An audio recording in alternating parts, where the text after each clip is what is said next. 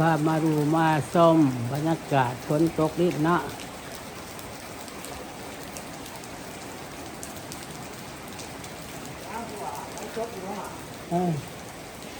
ครับมาดูมาชมบรรยากาศบ่ให้สดถ่ายคลิปถ่ายวิดีโอถ่ายวิดีโอ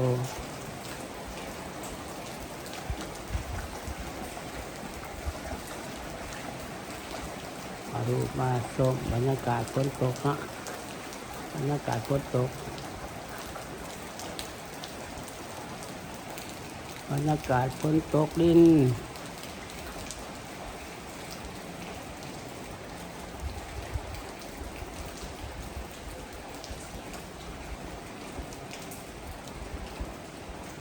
บรรยากาศฝนตกดินเนาะ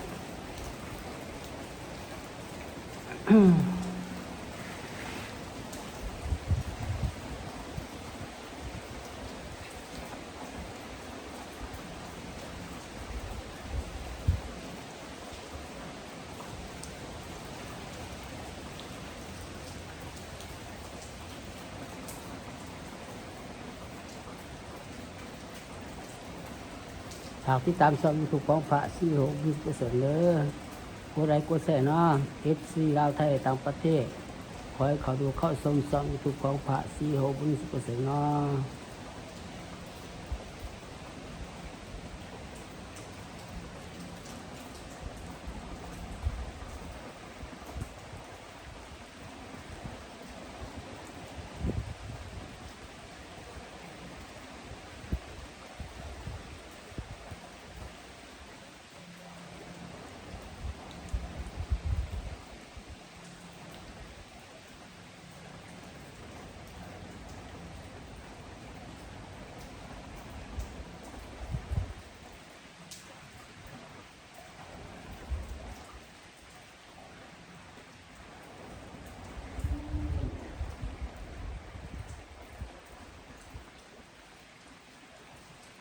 บรรยากาศฝนตกดินไหลเอามาให้ดูให้ชม FC ลาวไทยต่างประเทศเขาดูเข้าชมช่อง YouTube ของพระศรีโหบุญ10%เด้อ